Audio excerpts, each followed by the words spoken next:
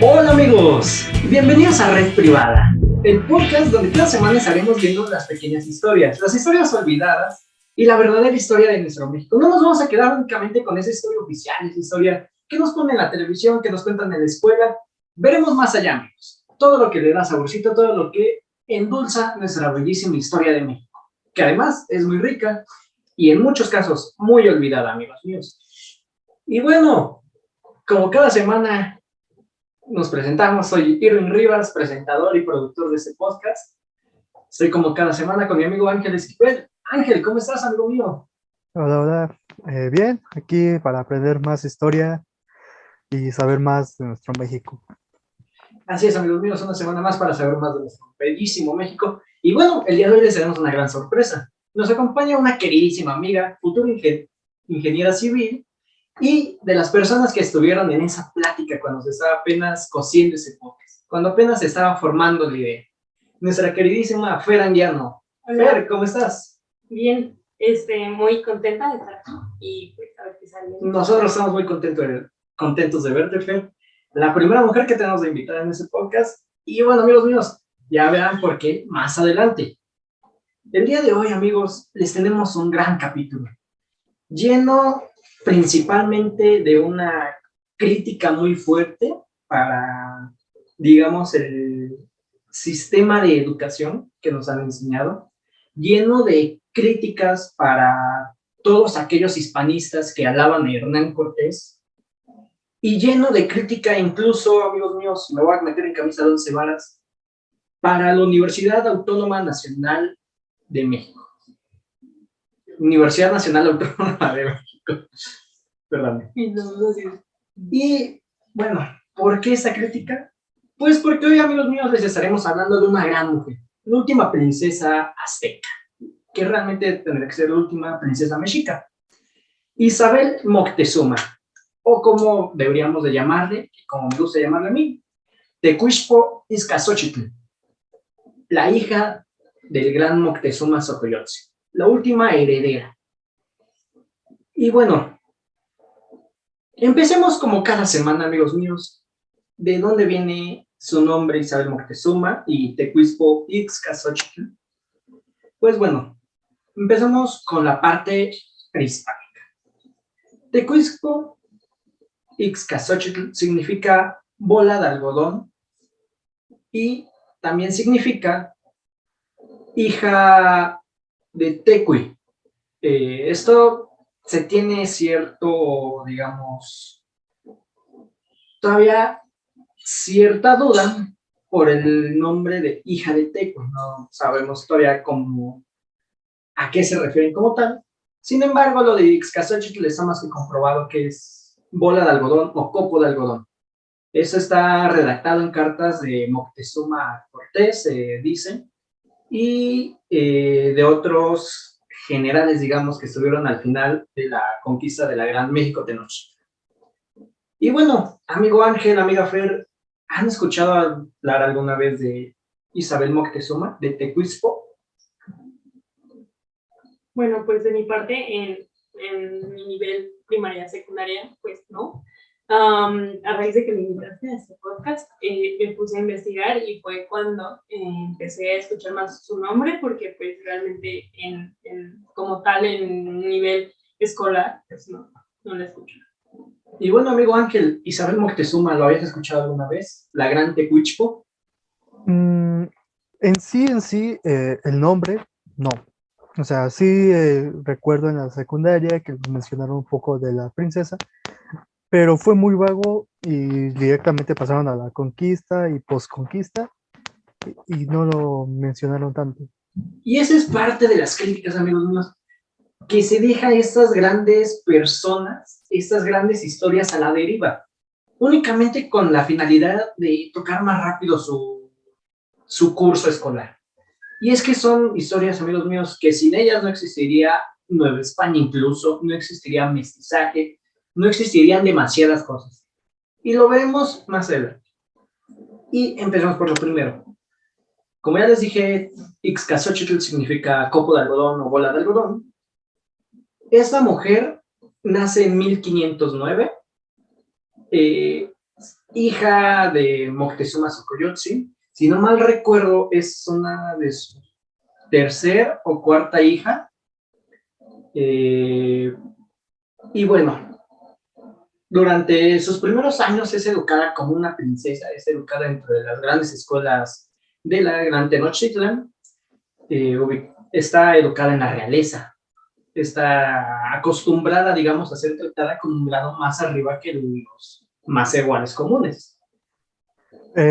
Un dato interesante de esto, recordemos durante los videos anteriores que los aztecas o mexicas hicieron que la educación fuera para todos, o sea, fue digamos así, entre comillas, una de las primeras naciones el cual implementó la educación pública, la educación obligatoria también, y recordemos esto que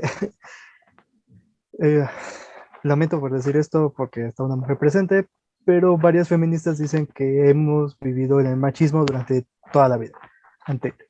Y realmente con esto vemos de que no, realmente las mujeres sí tenían una posición, sí tenían educación, sí tenían todo esto. Lamentablemente, cuando en Europa nace el machismo, se comienza a expandir demasiado, que es lo que piensan las feministas que inicia realmente la era del humano. Así es, amigos míos. En las culturas prehispánicas, realmente sí se le tenía gran consideración a las mujeres. Y no solamente como deidades, porque estamos acostumbrados a ver diosas, por ejemplo, de la fertilidad, diosas del agua en la tierra, diosas madres de dioses principales, como es el caso de la madre Huitzilopochtli, la diosa Mayahuel, que nos dio el pulque, Mictezíhuatl, que es la esposa de Mictlantecutli. Y, sin embargo, en las culturas prehispánicas tenían tal aceptación por esa dualidad, por ese hombre y mujer, por ese masculino y femenino, que las mujeres también tenían voz y voto en sus sociedades.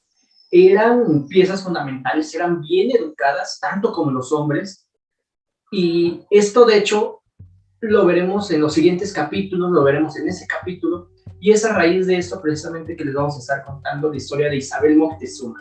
La siguiente semana, amigos míos, les estaremos contando sobre la princesa Heréndira. Esta fue una princesa igual, pero de las tribus, si no mal recuerdo, eran totonacas, y ella presenció de lejos la caída de Tenochtitlan.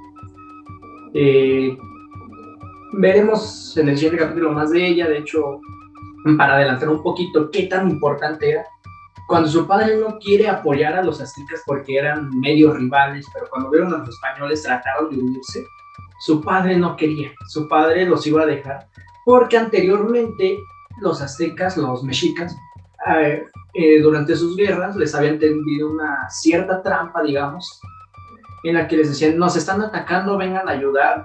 Ellos iban en buen plan a ayudar, y cuando llegaron decían, no, pues era trampa, y los atacaban para poder ganar esa batalla. De hecho, un dato interesante con esto, también estamos hablando en varios capítulos sobre los traidores que ha tenido México, y realmente aquí vemos aparte, o sea, estamos diciendo que también los aztecas tuvieron que ver para que se enfadaran los demás jefes jefes de las demás culturas. Claro.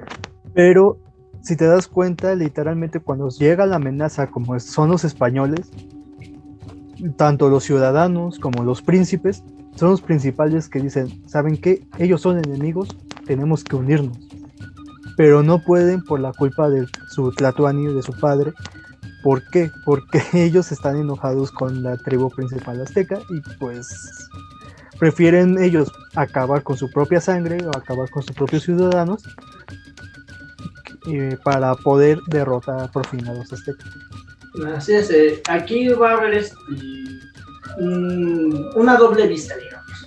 Por un lado están todos estos príncipes, todas estas gentes de poder que se unieron a los españoles con fin de derrocar al Huitlatoani de los mexicas.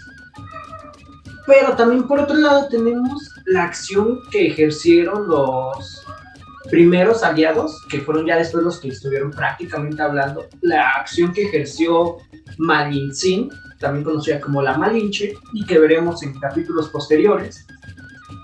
Y en el caso, por ejemplo, les digo de la princesa Heréndira, veremos que su padre no fue tanto por traicionar a los aztecas, sino, digamos, por cuidarse de que volvieran a hacer la misma jugada, de decir, tengo un enemigo aquí, venga, y cuando llegaron, les tendieron toda una trampa.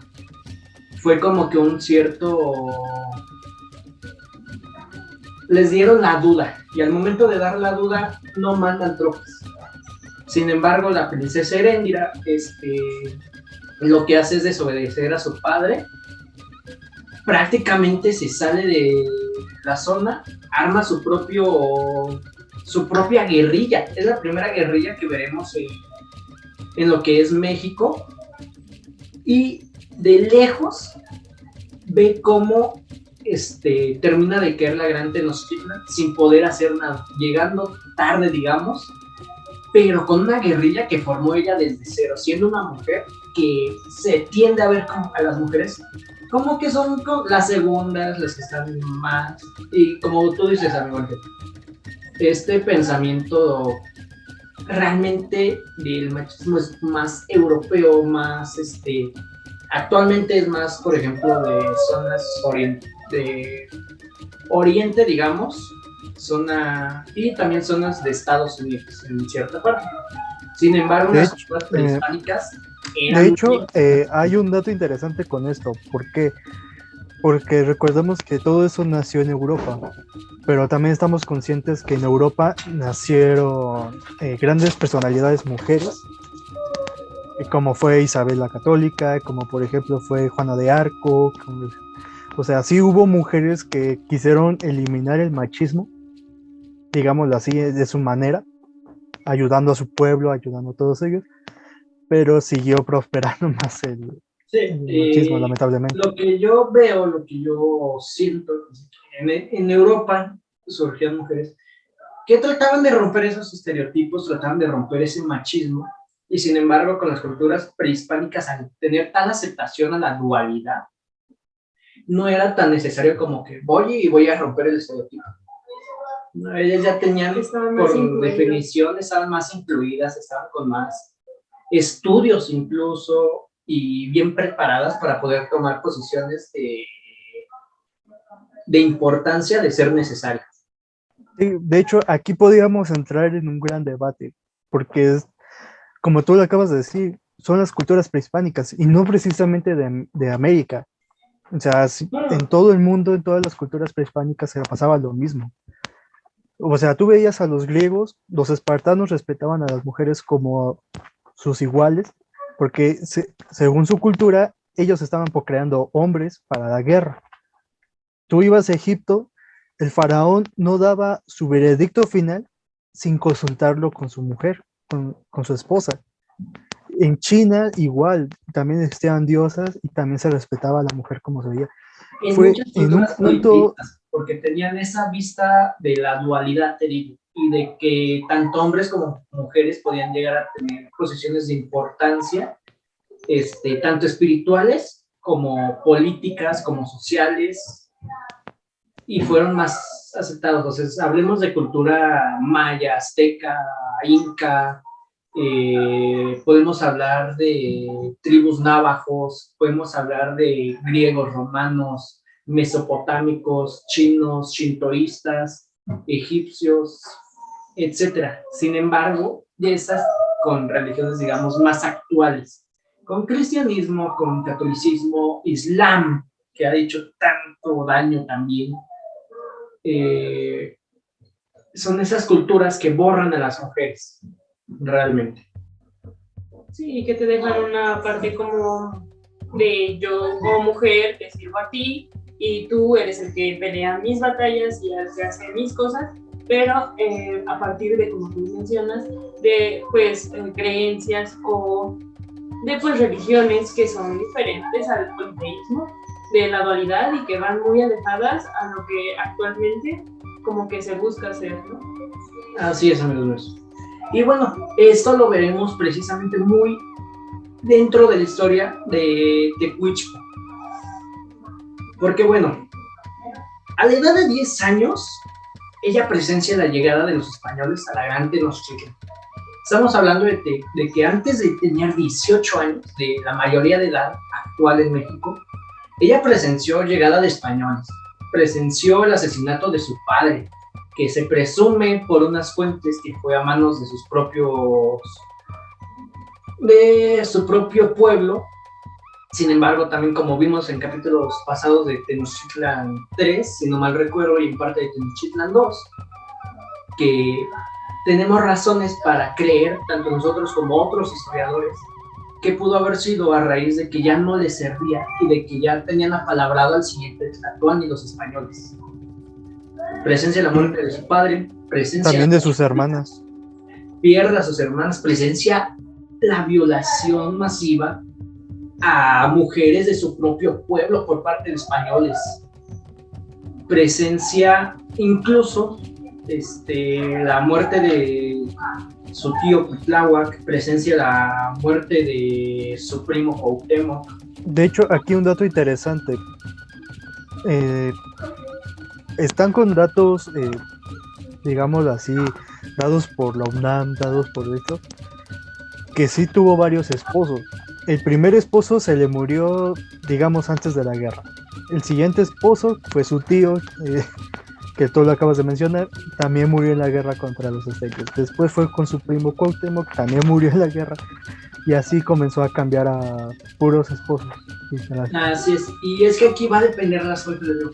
Realmente este capítulo, amor mío, estoy decepcionado de nuestras instituciones, decepcionado de nuestras universidades, que se le dé esa visión tan española, tan españolizada a Tecuichpo, por hacer ver mal también a las culturas prehispánicas. Y es que lo veremos más adelante, porque investigando con libros como Isabel de Moctezuma, y también el libro Isabel Moctezuma, que son dos diferentes de dos diferentes autores, en unos, en datos oficiales, y si no mal recuerdo, creo que fue en Isabel de Moctezuma, te narran que tuvo un esposo, como tú dices, que muere antes de la guerra con los españoles. Después es casada con su tío Cuitláhuac y después con Cuauhtémoc. Sin embargo, en el libro Isabel Moctezuma, realmente, amigos míos, no tengo ni siquiera el autor, lo olvidé por completo. Ellos únicamente mencionan que es casada con Cuitláhuac, con Cuauhtémoc, y ya después vienen todos sus esposos españoles de grandes rangos, de hecho. Pero aquí podemos ver algo. Si se busca una fuente que va a darle menos importancia, menos valor a estas culturas y menos valor incluso a Isabel Moctezuma, vamos a encontrarle 3 esposos antes de que entabla una relación con Hernán Cortés. Sin embargo, cuando nos metemos a investigar bien, podemos encontrar que únicamente va a tener 2 bodas, digamos. Y hasta eso no son ni siquiera bodas como tal. Es el acto únicamente, digamos, no tan válido, únicamente de vista con su tío Cuitláhuac para que asuma el rol de Huitlatoani, y a su muerte es desposada, digamos, igual únicamente por protocolo. Se ve la necesidad de con su primo Cuauhtémoc. Con ninguna de De los hecho, dos. esto es interesante porque recordemos de que en cuestiones de descendencia ya nada más quedaba ella para poder seguir. Y en el momento lo que necesitaba la gente, el pueblo, eran generales. Por eso estaba Cuauhtémoc, por eso estaba Claro. Y es que lo veremos a partir de aquí. ¿Qué pasa con su descendencia de Moctezuma? Que dijimos que era bastante grande, tenía varios hijos e hijas. Pues bueno, sus hijos, a la llegada de los españoles, ya después de que son, después de que es asesinado Moctezuma, sus hijos son prácticamente llevados ante los españoles, son puestos a disposición de ellos. Las mujeres fueron las que recibieron la peor parte, porque al no querer, digamos, al no doblar las manos ante los españoles, al no someterse, son violadas, son maltratadas y pierden su categoría, digamos, de cierta realeza, son rebajadas. Por lo tanto, Isabel Moctezuma logra salvarse precisamente por eso. Moctezuma Xocoyotzin, al ver que ya tenía la batalla perdida contra los españoles, que ya estaban planeando matarlo, que él ya no tenía salvación, y por no dejar a su imperio tan desamparado, va a decidir desposar a su hija Tecuichpo con su hermano Cuitláhuac, o sea, su tío de Tecuichpo. Esto únicamente va a ser por protocolo, para que Cuitláhuac, siendo general, digamos, del ejército de Moctezuma, asuma el rol de Huaytlatoani. Sin embargo, no va a ser del todo un Huaytlatoani. Por eso se dice que Moctezuma es el último Tlatoani mexica. De hecho, algo interesante, es de que Isabel no consumió el acto, digámoslo así, como muchos piensan, ni con su tío ni con su primo, porque principalmente ellos estaban más ocupados para evitar que los españoles conquistaran su territorio. Entonces esto, de hecho, es muy interesante porque recordemos en la de Tenochtitlán 3, o que ya fue cuando parte de la conquista. En el de Tenochtitlan 3, el capítulo pasado, amigos míos. Por eso vimos de que el último defensor, Cuauhtémoc, con su ejército, peleó en Tlatelolco y perdió en Tlatelolco en una lucha de encarnizar. Pero cuando comencé a investigar de Isabel Moctezuma, encontré una parte donde decía que ella y Cuauhtémoc estaban escapando y los españoles los persiguieron y los capturaron. Cuando te das cuenta de que realmente Cuauhtémoc, como guerrero, fue capturado en batalla, no huyendo. Sí. No era parte de sus reinos. Y bueno, como comenta mi compañero Ángel, ni con su tío Cuitláhuac ni con su primo Cuauhtémoc va a llegar a sostener relaciones sexuales, digamos. De entrada, porque aunque ahora lo vemos como tabú porque son familia, en su momento de la época prehispánica sí se llegó a dar. Y no lo ven con malos ojos aquellos hispanistas, aquellos defensores de los europeos. Les recuerdo que todas sus castas, digamos, que asumieron el trono en Europa, en España, Inglaterra, Francia, Alemania, bueno, que en ese momento era el Imperio Austrohúngaro, creo, son familias que han tenido el linaje intacto por casarse entre familia, los Habsburgo, el caso de la familia real en Inglaterra, familia real en España, todos ellos que no lo ven tanto con malos ojos en su momento. Genéticamente sí está muy mal. Sin embargo, en esos tiempos sí se llegaba a dar. En el caso de Tecuichpo, no se consuma porque ella sabe, aparte, que estos matrimonios que ha tenido son únicamente de protocolo, para que siendo generales Cuitláhuac, siendo general Cuauhtémoc, puedan asumir el control, digamos, de lo que resta del Imperio Mexica. Y bueno, su tío Cuitláhuac va a morir, si no mal recuerdo, unos meses después, de hecho, de que es desposado con Tecuichpo, y va a morir de viruela, si no mal recuerdo. ¿Viruela? Depende de la fuente que busques, viruela, o si no, como ya mencionó antes, en batalla, pero pues, usualmente en la mayoría de las fuentes se dice que es de viruela y causa bastante coherencia por el hecho de que a la llegada de los españoles llega la enfermedad y se causa una epidemia como actualmente, ¿no? Como la COVID-19. Así es, esto se causa a raíz precisamente de un esclavo africano que llega infectado de viruela al puerto de la Villa Rica de la Veracruz. Eso después de que le llegan ciertos refuerzos, digamos, a Hernán Cortés. Y bueno, a la muerte de Cuitláhuac, que es esposada con Cuauhtémoc, que es su primo, igual asume el control del gobierno, asume el control del ejército, y él es capturado en batalla. No muere en batalla, es capturado. Y precisamente ante este honor que tenían, ante digamos, este máximo honor que tenían los guerreros mexicas, era el morir después de ser vencidos, el ser sacrificados a sus dioses. Y aquí es donde entran, como les digo, todas estas anécdotas. ¿Por qué?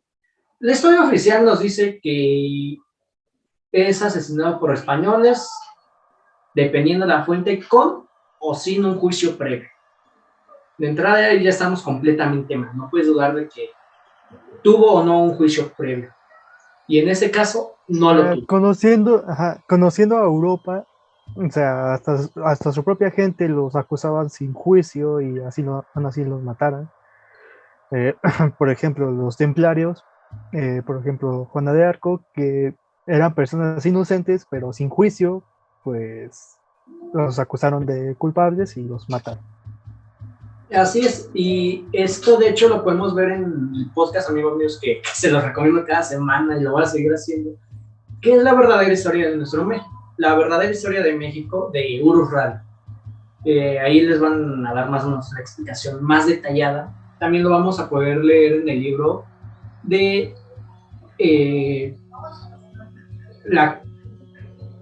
la visión de los caídos, si no mal recuerdo que se llama eso, o la conquista de México, versión de los caídos, se llama algo así. Y es aquí donde nos cuentan precisamente que Cuauhtémoc, al ser capturado, es asesinado sin un juicio y es asesinado precisamente porque temen los españoles que al seguir vivo Cuauhtémoc pueda organizarse una guerrilla y pueda seguir en pie ese ejército de la Gran Tenochtitlan. Por lo tanto, es asesinado. Es un dato interesante. Es un dato interesante esto lo que comentas, porque recordemos lo que pasó en el inicio del capítulo, que tú nos preguntaste más o menos de que si lo habíamos aprendido en la escuela lo de Isabel Moctezuma. Y yo que me acuerde, también en la primaria y secundaria me contaban que la muerte de Cuauhtémoc era porque no quería ceder el oro a los españoles y que por eso le quemaron. La llamada el tesoro de Moctezuma, el momento en el que queman a Cuauhtémoc de los pies. Pues bueno, tiene su parte real, sí. Fue torturado antes de ser asesinado. Fue pasado por brasas calientes, porque no fue como tal quemado como nos ponen en las imágenes. Y se dice que él suplicaba que ya lo mataran, o sea, que lo apuñalaran y que lo dejaran, pues como tú dices, ¿no? Ser un sacrificio y, o sea, morir de una sola vez, en lugar de estar sufriendo y de estar, pues sí, esperando una muerte ya anunciada. Así es. Y bueno, como les contamos en el capítulo 2 de Tenochtitlan, si no mal recuerdo, platicamos la historia precisamente de el tesoro de Moctezuma. Que este tesoro, ya sabían ellos dónde se llamaba tesoro de Moctezuma, lo roban los españoles del templo de Axayácatl, si no mal recuerdo, que era el padre de Moctezuma Xocoyotzin. Bueno, contexto rápido para los que no han visto el capítulo 2, que los invito a verlo, amigo mío. Lo más seguro es de que se los dejemos en la descripción del video. Pero lo que pasa es lo siguiente. A la llegada de los españoles, Moctezuma decide resguardarlos en el templo de Axayácatl. Este templo, como cualquier otro, tiene oro en su interior. Sin embargo, tienen una pared muy reciente, y es lo que notan los españoles, que está tapiada nuevamente. Y bueno, suponen que hay algo ahí, rompen la pared, encuentran todo el oro que guardaron ellos, y durante la noche triste, me parece, ellos roban el oro, incluso se lo meten en sus petos de sus armaduras. Sin embargo, eran tan pesados que cuando van navegando por Xochimilco, una mujer que estaba por ahí da el aviso, se hace todo un enfrentamiento, muchos mueren, caen heridos al agua, y por el peso que llevaban de este oro fundido, son hundidos a Xochimilco. Actualmente, leyendo más o menos crónicas, leyendo cómo era en ese tiempo la Gran México Tenochtitlan, se supone que en sí debería de estar cerca del metro de Tacubaya, y estaría bastantes metros bajo tierra. Por lo tanto, la excavación para encontrar el supuesto oro no es viable, además de que está precisamente abajo de la estación del metro, prácticamente. Es una avenida muy importante, una estación muy importante. Dudo mucho que se vaya a sacar algún día, y únicamente por ver si es real. Y bueno, amigos, después de la muerte de Cuauhtémoc, para los 16 años, Tecuichpo queda prácticamente desamparada, siendo la última heredera, digamos, dentro de Tenochtitlan, de Moctezuma Xocoyotzin. ¿Y qué pasa? Pues bueno, salen a la luz ciertas cartas, digamos, que son entregadas a Hernán Cortés. ¿De quién? De Moctezuma Xocoyotzin. Se dice que el güey Tlatoani, al esperar toda esa traición, al esperar todo incluso que es asesinado, le dice a Hernán Cortés supuestamente que cuide de su hija Tecuichpo, de su querida Ixcazóchitl, de su querido copo de algodón, de su querida bola de algodón. O sea, aquí donde vemos parte de su nombre traducido al español, digamos. Y bueno, ¿qué entiende este criminal de guerra, Hernán Cortés, despreciable por cuidar a mi hija? Pues bueno, entiende nada más y nada menos que tómala como tuya y vívela. Así a los 16 años, Tecuichpo Moctezuma, Tecuichpo Ixcazóchitl, es ultrajada por el despreciable Hernán Cortés. Y ojo aquí, porque ciertas instituciones, como incluso la UNAM, han dicho en documentales que se deja en duda la naturaleza y la violencia durante la relación.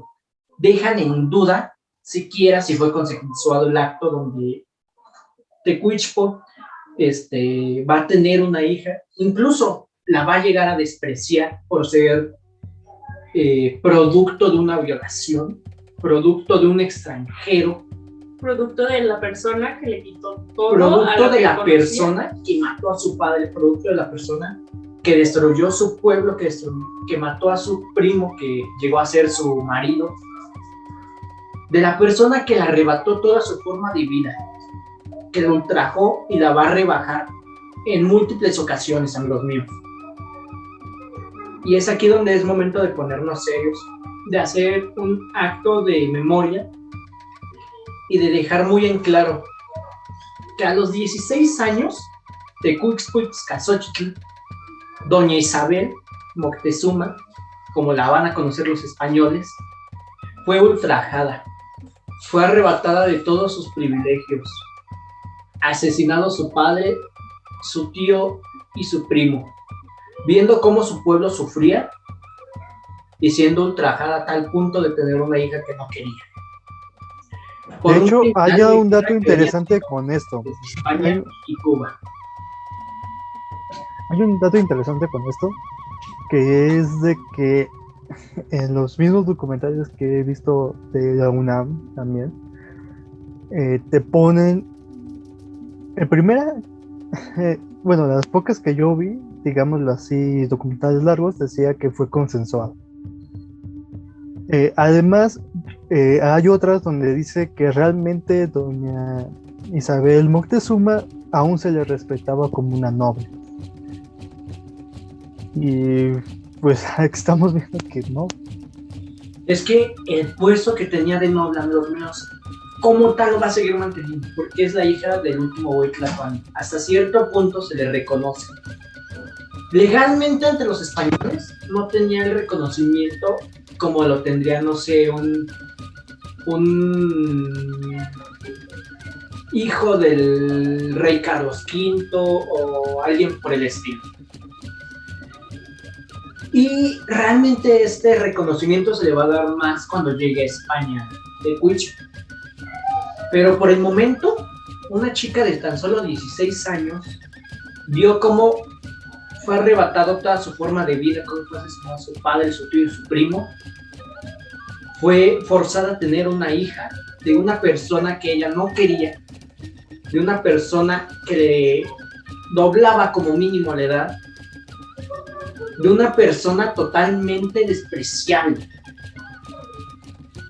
Y molesta tanto realmente, amigos míos, que instituciones como la UNAM, en televisión, en documentales, en libros incluso, como es el material de lectura 1521, un atado de vidas, Isabel Moctezuma, familia y encomienda, por Margarita Menedus Bornemann y María Castañeda de la Paz, dos españolas que sí se merecen el reconocimiento por haber tenido premios ante la UNAM, por haber sido reconocida dentro del circuito de investigadores, por haber tenido infinidad de credenciales que las avalan, pero realmente que pongan siquiera en duda la forma en que fue tratada Isabel Moctezuma, la forma en que Hernán Cortés la protege, es despreciable. Bueno, pero también recordemos que para 1526, cuando después de que se bautiza y cambia su nombre Isabel Moctezuma, pues Hernán Cortés le otorga una encomienda, que una encomienda consiste pues en que te asignan a un grupo de nativos y tú como encomendador brindabas protección, evangelizabas a los nativos, le da la encomienda más grande del Valle de México, que es el señorío de Tacuba, y se dice que se le otorga, ¿por qué? Para que ella se lo entregue como dote a su marido antes de que Hernán Cortés la viole. Y bueno, tuvo en 1516 tuvo como esposo a Alonso de Grado. Bueno, y o sea, se dice que se le otorga, y eso es aún más despreciable porque no solo la viola, como tú mencionas, sino que también de alguna u otra manera, recordemos que pues su mamá está igual que, o sea, su mamá es princesa de Tlacopan, y o sea, le da lo que realmente le correspondía. Por derecho de nacimiento. Ajá, por herencia, y dice como, yo, Hernán Cortés, como buena persona que soy, te lo doy, te lo otorgo, pero realmente le tocaba desde inicios de su vida, o sea, y realmente es como que plantean... Eso que le dé Hernán Cortés le iba a tocar sí o sí. O sea, sí, a lo que yo quiero llegar es que varias narraciones de libros y demás mencionan que le otorga, pero no dicen que le tocaba por herencia, y eso también, o sea, es una serie de violaciones a sus derechos y a todo, o sea, no se acaba. Pero de hecho, algo interesante es que cuando ella se va a España, el mismo Carlos V se la cede por completo a ella, no, o sea, no, aunque esté casado con eso, ya le pertenece directamente a ella. Y vamos a ver que tras su muerte de ella, van a iniciar varias peleas por los hijos, primero el hijo de Hernán Cortés, y aparte de los hijos que tenía, que se tienen que repartir todo el señorío de Tacuba. Así es. Y bueno, tratemos de seguir con esta historia que nos está quitando la sonrisa de los rostros. Porque, como tú dices, amigo mío Ángel, en el momento que llega a España, es nombrados, bueno, no recuerdo si para ese momento ya tiene 2 hijos como descendencia. Quienes van a seguir procreando, van a tener descendencia. Y todos ellos eran reconocidos como condes de Miravalle. Es aquí donde tú, como tú dices, se les otorga un título. Y bueno, a pesar de esta atrocidad que le pasó a los 16 años a Tecuichpo, sabe sacarle provecho al cambio de régimen que iba a haber en México. Sabe cómo, con toda esta enseñanza que ya había tenido de la realeza, en este caso prehispánica, sabe más o menos identificar, digamos, a la gente de poder. Y para protegerse un poco es que empieza a ver la forma Tecuichpo de protegerse dentro de esa misma sociedad española, de esa sociedad conquistadora. Y quien ayuda a este adoctrinamiento que va a tener son frailes españoles, frailes, no recuerdo si franciscanos o dominicos, quienes la van a hacer, digamos, dependiendo de las notas, hay quienes dicen que hacen más fácil su salto a la sociedad española, que yo lo veo realmente muy difícil. Estamos hablando de una princesa mexica que estaba acostumbrada a ver sacrificios, que estaba acostumbrada incluso a tratar con los sacrificados, al ser de la realeza, al ser el más alto nivel. Está acostumbrada a un padre que era muy supersticioso, un padre que era muy adorador de sus dioses, y que lleguen de repente cuando tienes 16 años, ya tienes una hija que no querías tener, te digan, ahora no solamente tu padre, tu tío y tu primo están muertos, ahora también tus dioses lo están, y vas a tener que renunciar a cualquier adoración a ellos para incluirte en la sociedad española. Dato curioso, y esto es muy aparte del tema, no todos los dioses se perdieron.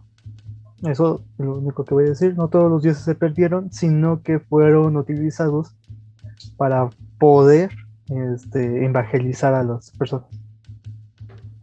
Sí, y es que aquí es donde va a haber sincretismo. En todas las religiones, cuando lleguen a ponerse ante otra, va a haber ese sincretismo para seguir adorando a sus dioses principales, para seguir adorando a sus dioses que querían. Se vio incluso con el cristianismo, se vio en el cambio de griegos a romanos y en muchos más. Y bueno, precisamente va a ser Isabel Moctezuma de Huichpo quien va a tener ese sincretismo tan penetrante dentro de su mismo pueblo, porque hay crónicas que nos narran que teniendo ya su encomienda de Huichpo, le dice a los indígenas que tenían su cargo, porque ellos le dicen que venga a regresar a lo que es suyo por derecho de nacimiento, que retome todo lo que se había perdido. Sin embargo, dentro de esa sociedad española, ella tiene que decirles que es una fiel cristiana, que ella es devota de la Virgen María y que como buena cristiana lo único que podía hacer era cuidar a los indígenas que tenía a su cargo, en ese momento eran llamados indios, y darles adoctrinamiento religioso y poder medio educarlos, todo lo que les ofrece. Sí, en parte lo hizo porque sí tuvo ese salto al cristianismo, al catolicismo, pero también conteniendo ese sincretismo, amigos míos. Y es algo que no lo van, muchas veces lo pasan de largo, únicamente dicen, es que Tecuichpo sí fue adoctrinada, fue devota de la Virgen María, pero se saltan ese sincretismo que había. De entrada, el sincretismo más actual que tenemos, más penetrante, que es el de la Virgen de Guadalupe, que si no mal recuerdo era la diosa... no recuerdo si era la diosa... amigo Ángel, ¿te acuerdas el nombre de la madre de Huitzilopochtli?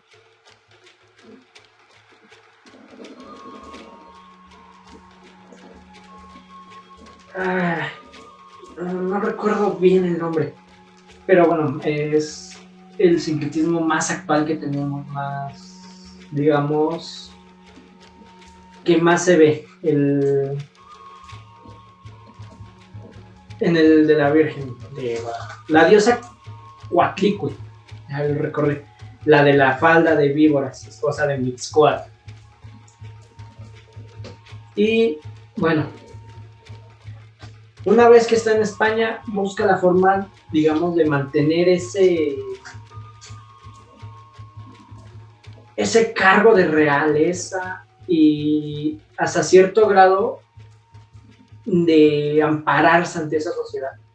Y será su marido Rodrigo Cano quien dará fe de ello y le enviará a un convento para que sea adiestrada, para que pueda seguir a su muerte de Rodrigo Cano, siga teniendo, digamos, control de sus pertenencias, control de sus tierras y todo eso. También algo que veremos más adelante es que precisamente en cartas de Rodrigo Cano, que tanto él como Tecuichpo envían a sus hijas a conventos para ser adiestradas por frailes. Y bueno, no sé, recuerdan a los míos que les dije que tuvo 2 hijos que tendrán descendencia. Pues bueno, ya yéndonos un poquito a temas más actuales, estos hijos van a ser reconocidos durante, esa descendencia va a ser seguida en la época de Iturbide, pues será él mismo quien ordene que se dé una pensión, que se ordene una pensión a estos descendientes de Moctezuma, que eran los más registrados, los condes de Miravalle, y sin embargo dicha pensión va a ser dejada de pagar durante la intervención francesa en el periodo de Maximiliano de Habsburgo y retomada nuevamente en el periodo de Benito Juárez. Bueno, posteriormente, hasta 1963, con el presidente Abelardo Rodríguez, será eliminada por completo esa pensión. Pensión que actualmente se pide a la Embajada Mexicana en España, que es muy peleada y que realmente son personas que mexicanos ya no tienen nada, perdieron realmente tanto el cariño por México, son personas que no han conocido ni siquiera el país, y también son personas que no tienen ni siquiera interés en regresar. Lo mismo más o menos pasa con descendientes de Iturbide. A la caída de la Nueva España... sí, pero ahí te molesto tantito. Lo que pasa con la descendencia de Iturbide fue de que ya el gobierno mexicano fue cuando reflexionó por lo que sucedió y ya querían que ellos regresaran. O sea, que trajeran hasta el cuerpo de Iturbide a México, pero ellos ya no quieren hablar sobre las pensiones y nada de eso. ¿Por qué? Porque recordemos que en esa época el gobierno mexicano no lo calificó como héroe, sino como traidor, y por eso lo exiliaron. Y después, cuando Iturbide descubrió que España iba a traer otra vez ejército, que Iturbide regresó con un ejército traído no me acuerdo de Francia o Portugal, o no me acuerdo de qué país, trae un pequeño ejército para apoyar a México contra otra vez los españoles, y en México, en vez de agradecerle, lo matan, lo fusilan, y le comentan que ya no quieren su cuerpo aquí, y los que venían acompañados se lo regresaron a Europa. Años después, el gobierno mexicano ya le pide a los familiares: oye, ¿sabes qué? Acabamos de ver todos los papeles, Iturbide no era traidor, sino es héroe de la patria, pueden traer sus cuerpos, sus restos acá. No, ¿cómo nosotros vamos a regresar los restos si ustedes no los pusieron desde el principio? Así es, aunque con Iturbide y su descendencia pasa algo diferente. Iturbide tiene motivos tanto para cuestionársele como para celebrarse. Sin embargo, aquí es la descendencia prácticamente ya más española que indígena que tiene Isabel Moctezuma dentro de sus nietos, quienes son condes de Miravalle, quienes actualmente son reclaman una pensión que según ellos les pertenece, aunque no tienen nulo interés en conocer el país, tienen nulo interés en conocer tradiciones, tienen nulo interés en todo lo que tenga que ver con México, menos con esa pensión. En el caso de la descendencia de Iturbide, se siguen proclamando la descendencia, digamos, la realeza de México, pero ahí sí tienen, como les digo, Iturbide sí tiene motivos para celebrársele o reprochársele. Fue exiliado, pero también tuvo batallas que ganó, y con ellos ya no, me parece que ya no se ha pedido esta pensión. Sin embargo, los condes de Miravalle la han seguido pidiendo en México. Actualmente no se da. ¿Por qué? Porque actualmente hay más de 300 familias con descendencia de Isabel Moctezuma, de la Gran Tecuichpa. ¿Quién se me pasará el dato? Durante su adiestramiento, amigos míos, o sea, les digo, fue mancillada por completo, al punto que ni siquiera se le obligó, a usar ropa española. No podía usar ninguna de sus prendas mexicas, y cuentan las crónicas que los únicos momentos en los que lo usaba era cuando estaba en completa intimidad, ni siquiera ante sus maridos. Y bueno,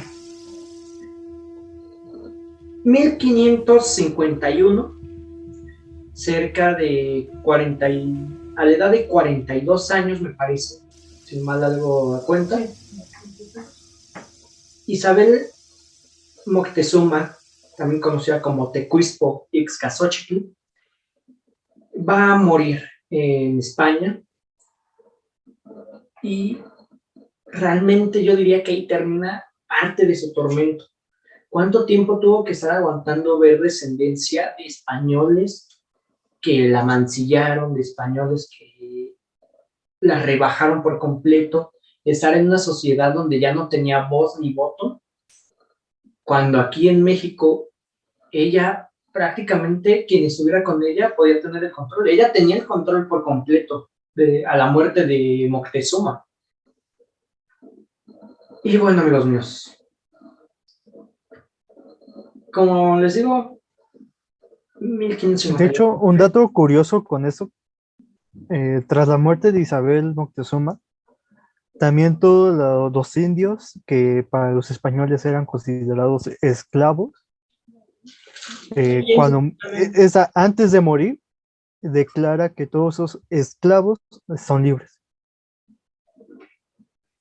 Les quita la esclavitud. Así es, sería una de las primeras emancipadoras, digamos, que hubo en México. Porque finalmente pues los veía como pues, como su pueblo, como hermanos, su gente. O sea, su familia, pues, o sea, no familia de sangre, pues, o sea, sino que es su pueblo, es a lo que ella estaba y era la gente que tenía que proteger. Sí, y viviéndola, o sea, la mantenía como sus criados, pero para mantenerlos, pues de alguna manera... Para mantener la apariencia, para que no fueran entregados otros españoles que iban a abusar de ellos.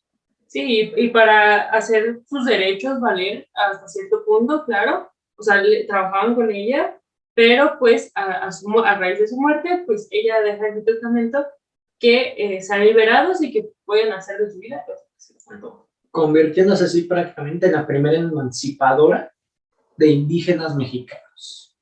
Una historia de emancipación en México que realmente es de las cosas que llenan de orgullo. Y lo veremos más adelante cuando hablemos de la independencia dentro de unos meses, amigos míos. Y bueno, por el día de hoy llegamos al final, así como Isabel Moctezuma llegó al final de su vida. Fue un capítulo muy difícil de llevar, amigos míos, muy difícil de investigar, reprochando varias fuentes, y que sin duda el día de hoy sí nos quitó con la sonrisa del rostro. Amigo Ángel, ¿alguna conclusión que quieras dar? No, pues, ¿qué puedo decir? Pues hay que ver también en cuestiones morales que sí hubo mujeres que realmente valieron la pena, hicieron historia. En este caso de Isabel Moctezuma, sufrió bastante desde que era pequeña y vivir lo que es un cambio literalmente de cultura, de religión, de tradiciones, sí es demasiado fuerte. Y hay que Eh, aplaudirse la inteligencia que tuvo para poder hacer ese salto un poquito menos abrupto, la inteligencia que tuvo para saber posicionarse dentro de España, e incluso la soltura que contuvo para no, digamos, perder esa encomienda, para no perder a su gente que todavía podía lograr proteger con el, digamos, el nombre de esclavos a lo mejor, pero que realmente ella sabía que para ellos eran como hermanos. Y bueno, amigos míos, llegamos al final del capítulo. Amiga Fer, ¿cómo te sentiste? ¿Qué te pareció el capítulo de hoy? La verdad, creo que nos queda como es un tema que nos puede llegar a ser un tema con el que podemos llegar a hacer cierta introspección en nuestra vida diaria actualmente. Como bien dicen, historia que no es conocida, estamos condenados a repetirla. Y bueno, pues creo que si bien fue una mujer bastante fuerte, bastante, pues, como tú mencionas, inteligente para llevar a cabo, pues, llevar a cabo su plan para sobrevivir, o sea, de alguna u otra manera tuvo que adaptarse a las nuevas condiciones que tenía, y creo que eso es bastante, bueno, para ella fue bastante difícil, y pues nada, creo que al menos para aquí en México es alguien muy importante. Y que no es tan reconocida realmente si lo vemos a nivel educacional, no está nombrada. Sí, y bueno, creo que mínimo tenía que ser nombrada, pues ella pues colaboró de alguna u otra manera a la construcción de un convento, iglesias y demás aquí en la Ciudad de México. Actualmente, o al menos eso tengo entendido, es Biblioteca Nacional, no sé, eso lo investigué, no, realmente no sé, pero pues tendría que ser reconocida por el ámbito de que ella contribuyó en esa parte. Y pues como civil, lo digo, creo que es la mayor cosa que puedes dejar como algo bueno es una construcción, y si no lo atribuyes a quien debe ser atribuido, pues creo que no tiene mucho caso la construcción. Se pierde el legado. Se pierde el legado y pues no hay construcción sin una historia detrás, ¿no? Así es, amigos míos. Y bueno, me gustaría dejarlos por último con una frase muy introspectiva en nuestra vida diaria de nuestro amigo Ángel Esquivel, que dice precisamente así: cuando invité un invitado, Ángel, 2022.